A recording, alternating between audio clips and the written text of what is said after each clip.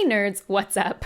So over dinner the other night, my husband was like, hey, remember that random pilot of Wheel of Time that was aired in the middle of the night because they just did it to keep the rights? Whatever happened with that? The Wheel of Time turns, and ages come and pass, leaving memories that become This pilot is a 22-minute episode called The Winter Dragon, and it was aired back in 2015. Now, there's a long history about why this got made, and I'm going to shorten it and go over it quickly because I do think it's important context to understand like why the heck this even exists, and especially why it exists in the cheesy and terrible format it does exist in.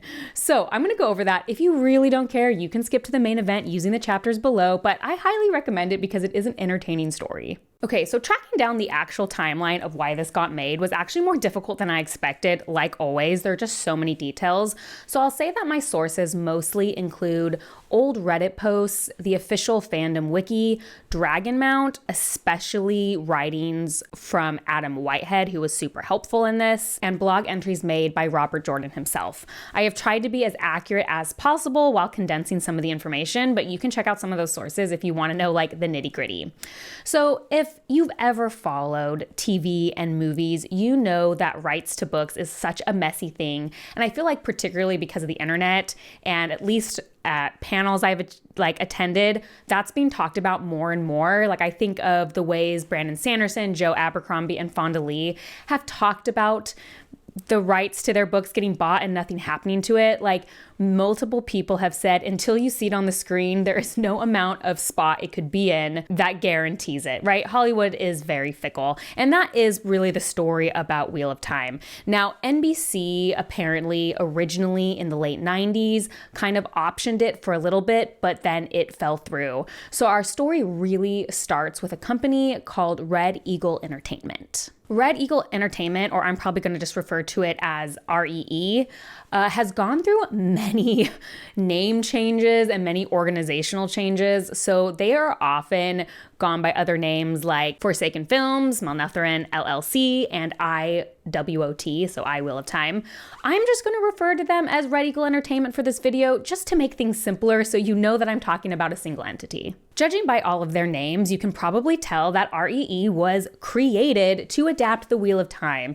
It was created by a fan of the Wheel of Time who had connections in the film industry or was in the film industry themselves, and their goal was to adapt this book series. So in 2004, REE gained the rights from the Jordan estate for The Eye of the Worlds. They extended these rights several times until 2008, where they purchased the rights to the entire series. Then in May 2008, they paid to exercise the option, purchasing the film rights in a deal that required them to produce something by February 2015. It's important to know that during the whole timeline of REE having the rights to Wheel of Time, that they promised fans a lot of things. They first had a failed comic book venture of New Spring that just kind of got dropped. Then they had several promises of video games, even saying that they had a partnership with EA, that they were going to make an iOS game, lots of stuff that absolutely never happened or completely fell through. This was all happening concurrently with the movie debacle I'm going to be describing, but it doesn't really have to do anything with today, so I'm just kind of giving you an overview that REE already kind of had bad rep within the fandom for all these broken promises. And even actually a month before Robert Jordan's death, he kind of lambasted them in a blog post. I hear things now and then floating out in the air. For instance, I hear that word was floating about Comics Con in San Diego that I am displeased with Red Eagle. Too true. Too very true. In a few more months, that last contract they have with anyone on God's green earth that so much as mentions my name will come to an end, and we can see what happens after that. You see, among other things, they forgot an old dictum of LBJ back when he was just a congressman from Texas, when he famously, or infamously, said, "Don't spit in the soup, boys, we all have to eat." Worse, Red Eagle thought they could tell me to spit in the soup or pee in it if they wanted to, and there wasn't anything I could do to stop them. You can't apologize your way out of that with me, not that they tried.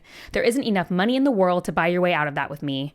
Not that they tried that either. So they get no further help from me. Once they are completely out of the picture, we'll see what happens. I seem to be feeling rather viperish today. To be clear, I think that was only about the failed comic book venture from what I can tell based on dates. So I think he would have continued to being displeased with them. So then Universal bought an option to develop the first book, but nothing happened with it and it expired in 2014. Almost as soon as that expired in 2014, Sony stepped in to buy the rights for a production for television. Now, this apparently is a partnership that ended up producing the Amazon Wheel of Time as we know it, that went for 3 seasons. But it's a little confusing to me how that all works out because of what I'm about to say. So it seemed like Sony was always involved since they ended up partnering with Amazon for the final product that came out, I think in 2021. So a long time later. But it was during this time that Red Eagle Entertainment realized that their rights were about to default back to the Jordan estate unless they met their requirement of producing something by 2015. So I think there is some difference between the rights Sony bought and the rights that Red Eagle Entertainment had. I think they were still wanting to be involved in the production. TV is confusing. That's the best I have on it. This was very clearly a rush job just to keep the rights, just to meet the bare minimum requirements. And I so wish I could find more about how this became produced, and you'll see why as we watch it. But they made it in apparently a few days, and it premiered in February 2015, just a few days shy of when the rights were going to default, and it debuted on FX at 1:30 a.m. to zero fanfare. They didn't want anyone knowing about this. They met the minimum requirements of having it air on TV in the middle of the night so that nobody could watch it. The only thing we know about it being incredibly last minute is that the director tweeted, "Craziest production and shortest post period ever, but we did it. Delivered picture this afternoon, and now finally sleep." So it seemed like they were even admitting it was a hack job. After it was released, Harriet, who is Jordan's wife or widow, went to social media to say that the movie was made without her knowledge or cooperation and that she never saw the script. So REE then sued Harriet for saying that on social media. According to the lawsuit, they said, quote, that Harriet disparagingly referred to the pilot in quotation marks and cast doubt upon the plaintiff's right to produce the pilot by unequivocally denying knowledge of those rights while asserting that Universal still possessed rights to produce the program. Sorry, that just totally made me laugh about them saying that she said pilot because, anyway. So it was messy. Anyway, in 2018, Amazon did partner with Sony to make what we now have as the 3-season run before it was canceled on Amazon. Also, Rick Selvage, the co-founder of REE, was listed as a producer on the Amazon Wheel of Time, so I guess he still had some access to the rights, even though it seems like he had no creative control. Okay, so now we're going to watch it, but I think you can see why that information is critical when we watch this, because clearly this was not a very serious attempt by REE to make a show. This was meeting bare minimum requirements. However, that's not very fun. So I want you to know that I know that this is not a serious attempt, but we're going to watch it and I'm going to critique it as if it is a serious attempt because that's just more funny. I think I want to watch this just seriously with you guys because it's the comedy of it. So what they did was about a 22-minute episode that is only adapting the prologue to Eye of the World. Now, if you're not like super in the Wheel of Time fandom, they are obsessed with the prologue. So I think on the surface, people are going to be like, they did the prologue because people were really upset that the Amazon Wheel of Time didn't do the prologue. I have complicated feelings about that, but that's what we're about to watch. The Wheel of Time turns, and ages come and pass, leaving memories that become legend. Legend fades to myth, and even myth is long forgotten when the age that gave it birth comes again. In one age, called the Age of Legends by some, an age yet to come, an age long past, an unspeakable evil was unleashed upon the world. Shaitan, the Dark Lord. Imprisoned by the Creator, the Dark Lord summoned an army of shadow, channelers of the true power. Forces of light rose to oppose them, the Aes Sedai, channelers of the One Power, and the Great War began. In the years of war that follow, millions perished until blood stained the shores and nearly all was lost. Pushed to the edge of defeat, the forces of light rallied behind the most powerful Aes Sedai the world has ever known. Luz Theron Telemon, a man known as the Dragon. And at long last, Shaitan was defeated. Or So it seemed. Okay, first of all, yes, hilarious digital enhancement. I think I could do better, which is saying nothing because I'm terrible at that stuff. But this is a pilot. We're going to give them credit that it's low budget. I complained in the Amazons that they didn't do the whole first paragraph thing, like age is coming past. And then it just goes on way too long. That is way too long of just reading from the book. We're going to talk about more of that later, but let's keep going. I should say, as we're watching this, out of the 21 minutes and 30 seconds, but at least 10 minutes of this is credits. Also, Billy Zane is in this. Why didn't we talk about that? Billy Zane, this was beneath you. And like, I know you've done stupid movies, but this, like, how did they get him? Okay, so we're 2 minutes and 36 seconds in, and it's mostly credits. So let's just keep track of that. So did they not have like enough footage? Because this is literally just stills. So like, I'm just laughing at this, like, oh, it's just stills because they didn't have video. Like, I don't know.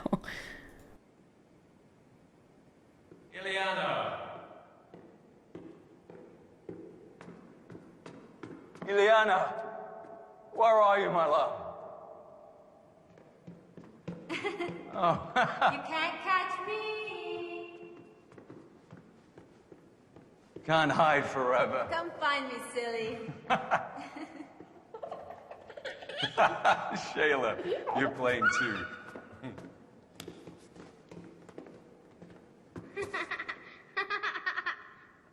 Luce Jr. This way, silly. Skya. I'll catch you. I'm over here. Lose. You can't hide forever. Maybe we are going to just watch all of this. Lord of the morning. I've already seen it like 3 times. At long last. I have come for you. A guest. Welcome, friend. The idea of this is really great in terms of like being in Lou's mind and really leaning into like the madness aspect of it. Like, he is seeing things as normal. I love that. First of all, just the setting is wild. This like random mansion and his outfit kills me. But this is we know this is low budget. So we're going to forgive low budget. I've watched low budget things that I liked. So we low budget it. What I want you to keep in mind is that a majority of the quotes in this come directly from the book. Like a majority. Like the stuff they're saying comes directly from the book. But I need you to just think about their delivery. Let's just keep an eye on just like the most toneless, passionateless delivery because it kills me. Like this exchange kills me. Have you the voice? It will soon be time for the singing. And here all can take part. Ileana, we have a guest. Ileana, you silly girl. My wife and her games. That's her favorite spot this time of day. She says the gold from the morning sun will make the darkest days seem brighter.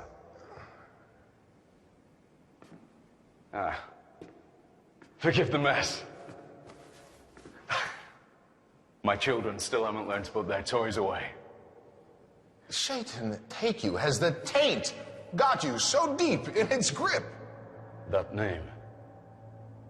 You mustn't say it, it's dangerous. So you remember that much, at least. What else do you remember? What else? I remember. You remember. Remember, you light-blinded idiot. I will not have it end this way with you swaddled in unawareness. Who are you?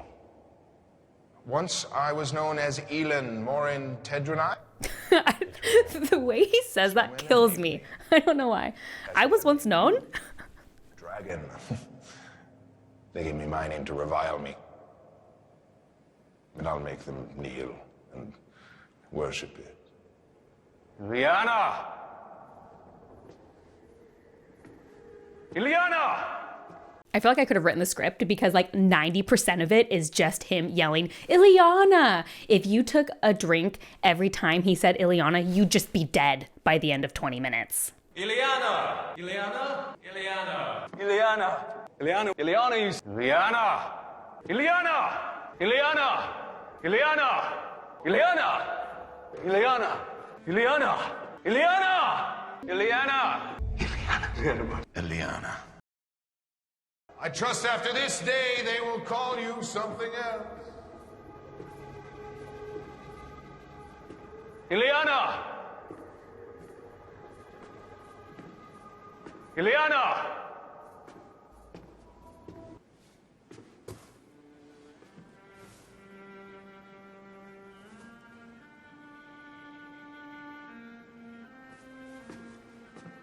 Ileana!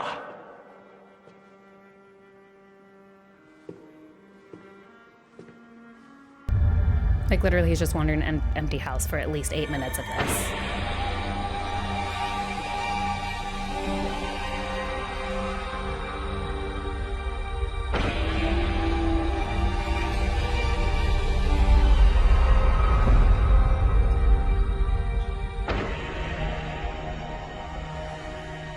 Look at you. The most powerful Aes Sedai in all of the Hall of Servants. A warrior. A champion. As strong with the one power as any man would hope to be. Once you wore the Ring of Tamerlane and sat on the high seat. Once you summoned the 9 rods of Dominion. And now, you humbled me in the Hall of Servants. You defeated me at the gates of Paradisem. But I am the greater now, and I will not let you die without you knowing that. When you die, your last thought will be your complete and utter defeat. Also, just like hilarious, they couldn't get her a golden wig. I don't really care about that stuff very often. But like, strong brunette. Of course, if I allow sunhead. you to die.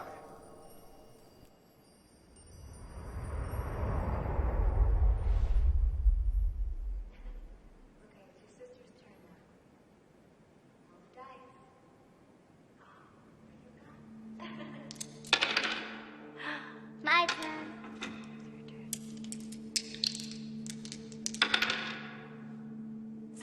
7. You get to go.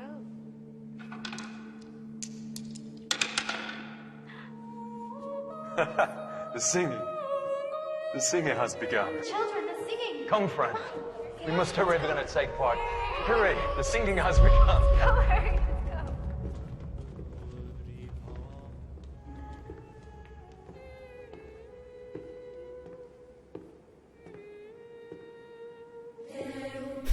Ileana! I don't understand. Of course you don't. At least not yet.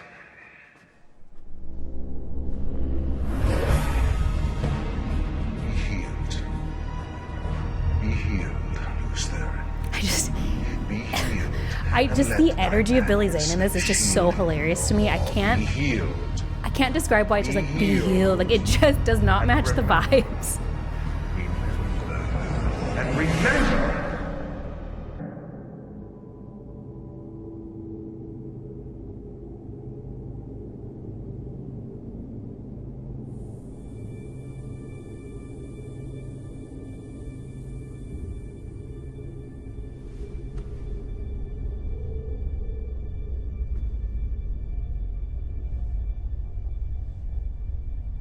It's probably budget constraints, but it is funny how empty the room still looks. Like, if you wanted this to be impactful, there'd be piles of dead bodies, is all I'm saying.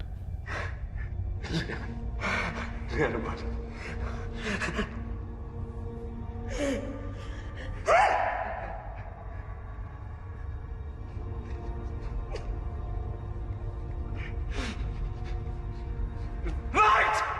Help me! Help me! He committed No there. use. I give him that. She's It's gone. important to They're remember all that. gone. But it doesn't have to be this way. You can have her back. Shaitan, the great lord, Shaitan, the her live great again. lord, can make her live again. if you serve him. If you serve me. Serve you. Serve you. For 10 years. Betrayal. 10 years your foul master Shaitan has wrought the world. 10 years? You and I have fought battles for 1,000 years upon the turning of the wheel, 1,000 times 1,000, and we will fight again until time dies and the shadow is victorious.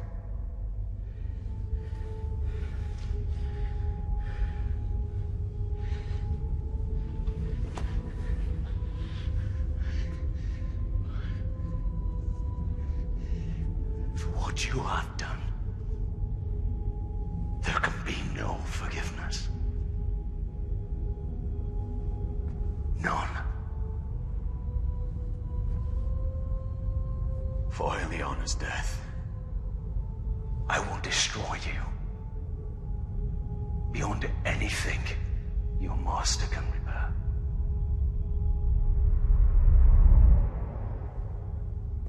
Has the madness still clouded your mind?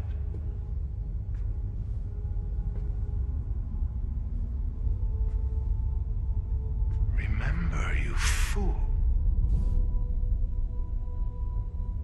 What hand slew Ileana's son Her? I can't believe I didn't notice this till editing. I watched this so many times and I just noticed he says sun hair. They literally canonically in this same episode as having the dark brunette, they call her sun hair. Peak comedy. What hand struck down every life that bore a drop of your blood?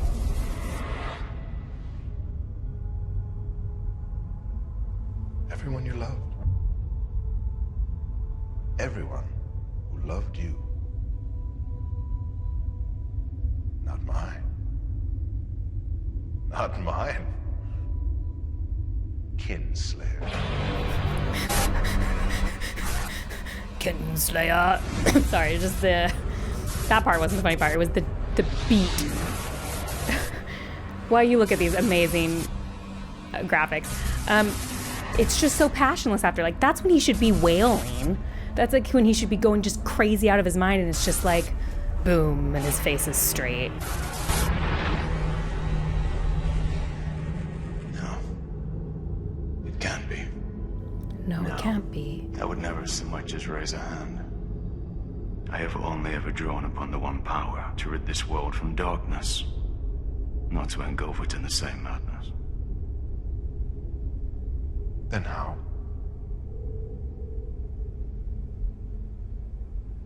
My eyes were blinded, my mind was poisoned. The one power has been tainted. Tainted, forever stained by the Dark One's touch. From this day forth, any man who dares draw from the one power falls victim to the same fate. They will find only madness or death. Even now, your Aes Sedai brothers fall victims to the same fate.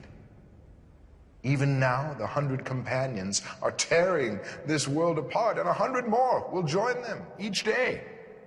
What happened here is only the beginning. No. Consider yourself blessed. No. At least I am here to end your suffering. It's just also Your passionless. brothers are not as fortunate. Shaitan. Shaitan brought this upon us. No. Remember your futile attack upon the Dark Lord. Now you remember this, his counterstroke. And know the price of opposing Shaitan. But it doesn't have to end this way. Did they pronounce that several different ways during this? Still be with her. Do you say Shaitan? Did they say Shaitan? Your home will be restored, your world made whole. And in return for such a gracious display of generosity, You will serve Shaitan, either by your choice or his command.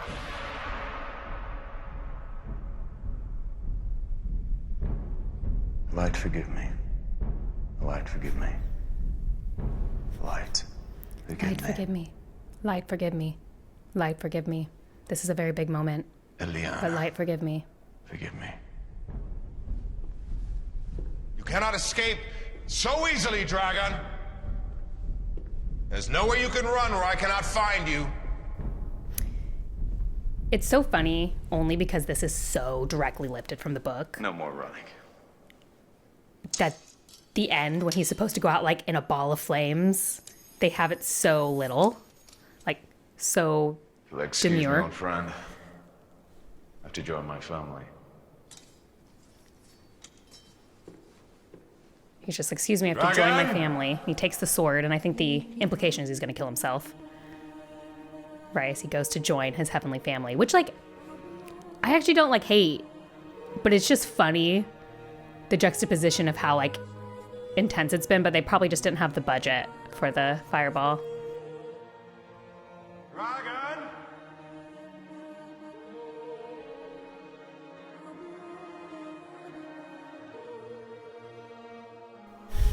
Show you how many different shots of the same thing. Slowest moving pilot.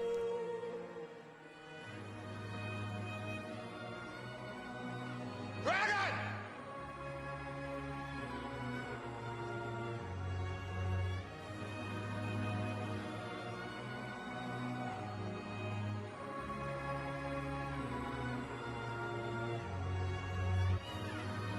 Oh, this is my favorite part.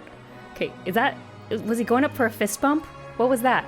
Oh, no, oh, they did fist bump. Fist bumping. Age of Legends, you had it here first. Okay, I'm not gonna lie. I watched that like 3 times. It kills me. He goes up for a fist bump. The kid's confused. Hasn't seen a fist bump before, but then thinks, oh, I'll lift my hand too. Oh, we won't touch. Oh, nope, there it is. Like, it's so funny.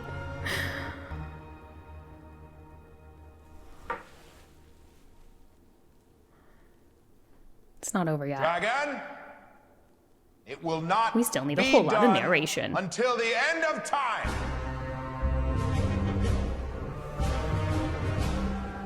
And the shadow fell upon the land, and the world was riven stone from stone.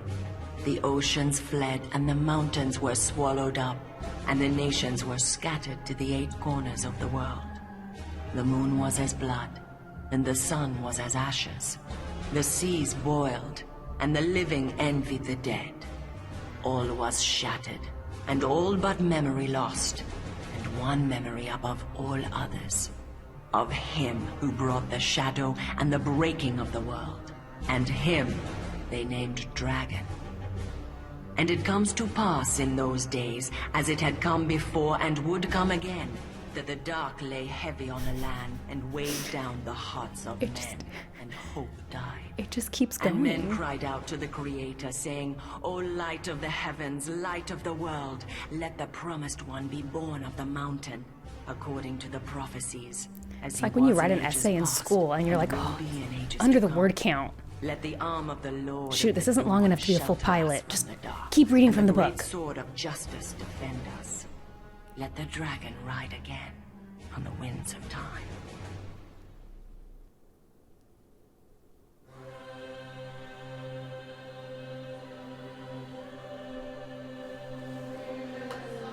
And the credits roll at 19 minutes. We got 2 more minutes of credits, so plenty. Okay. There are going to be some of you who's like, well, that was better than Amazon. Get out of my comment section. Get out of my comment section. Like, please. Okay, all in seriousness.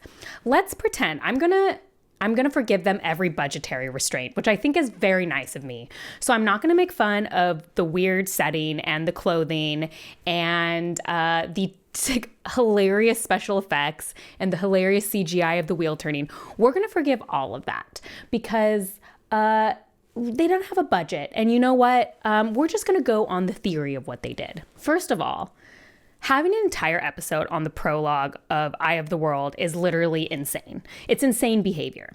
However, would it make a good cold open for like 4 minutes? 4 to 5 minutes? Yes. And in that case, if I were to take this idea, you could do this, right? You could open it up with this idea of someone wandering around happy, looking for their wife, and maybe things are off. And then, you know, he comes in and he gives his little monologue or whatever. And you start realizing that what Luz is seeing isn't reality. I think there's something cool to be had there if it was much quicker and much more condensed. And then you kind of end, and you know, ending with some lore drops about kind of what we're about to see, and then ending him going out in a spark of light. And in my opinion, you don't have, as the age turns to pass, blah, blah, blah, blah, blah, they called the third age by some. It wasn't the beginning, but it was a beginning. You move that to after the cold open, because I think that's like a brilliant way to open the Wheel of Time. I'm still salty they didn't do it. They just give me that line. You don't want that at the beginning. You want that after the cold open, because it's telling you that it's a different time. So like conceptually, I think starting with the prologue isn't a bad idea. It was just like obviously like the worst possible execution in terms of acting and script and how you would do it. Second, well, before I get to my really big second point, I actually think if in my perfect world, if they were to have done the prologue in the Amazon Wheel of Time show, it probably would have taken place later. Kind of how they did that flashback with Luz. They didn't do the prologue, that was just like a flashback. Because there is a way you could do the prologue to great effect in TV if you are starting to worry for Rand. This would have made them need to say who the Dragon Reborn was earlier, which if you've watched any of my reviews, you know that was one of my big things, is that I think they needed to reveal who the Dragon Reborn was to TV audiences way earlier so that you could have time to invest yourself in Rand. So if you're invested in Rand a little bit and you're worried about him going crazy, then flashing back to this scene with Luz having killed his family, then I think it might have more of an emotional impact and kind of give you the lore drop. That's just an idea. I do think it can work at the beginning. Here's what this really teaches us, is that all those people who's like, if they just followed the book, it would be perfect. Like, so many of those lines were directly lifted from the book, and they just make no sense in terms of a TV audience. Readers and TV audiences are vastly different audiences, and I think particularly people who read high fantasy are so used to not knowing what like 80% of the words they read in the first few chapters mean. It is something we're used to. It's something you just read and you let it wash over you, and you're just like, this is fine, it'll make sense later. Not that, like, I just think with TV, you have to lessen how many terms you're throwing at people. Just because you're doing it an episode at a time, and I think the investment is less, and you just need more of a foothold. So I think like half of what they said, like some of the monologues where you don't know the words, but it's very clear what they mean, those work really well. So like the monologue actually with him in front of the mirror, I feel like works pretty well, because like all of those words we have reference for. He's like talking about thrones and like kingdoms, and you're like, okay, I get it. And the line about this hasn't been a battle, this has been a battle for thousands of years. Like, those are touch points that an audience would have. And so I think those elements from the book can make a lot of sense. But you always want to be thinking about how important is every bit of information I'm giving you right now. And so the idea of starting that there's a cycle, and starting that this guy has gone crazy, and showing you the effects of why it would be scary to have the dragon, I think that could all really work. It's just absolutely not like this. And it's such a good example of why for adaptations, things have to be tweaked. Things cannot be lifted directly from the book, because they are different mediums. You have different timing, and it just doesn't fully work. Okay, I'm off my soapbox now, and we watched a lot more of that. I included a lot more footage, I know, than I expected, just because it was so fun to watch. Hilarious. I mean, it's terrible, but I like to give it on the grounds of like, let's think about what it could have been. Let's see. Tell me what you think about the Winter Dragon. Did you know about it? Have you seen it before? What are your thoughts? Tell me what your favorite reading of the way he shouted Elena was. Oh my gosh, now I'm saying it wrong. Ileana. I said it he said it so many times, it doesn't sound like a word to me anymore. I hope you had a good time. I had a good time walking down memory lane. When I say I watched this several times, I actually mean it, because it tickled me so much how hilarious it was. So, that was the first try. If you like these kind of videos, please like and subscribe. That's the best way to support me. And if you want to see what I'm currently reading as well as other nerdy rants, you can check me out on Instagram at bookborn.reviews. I'll see you next time. Bye.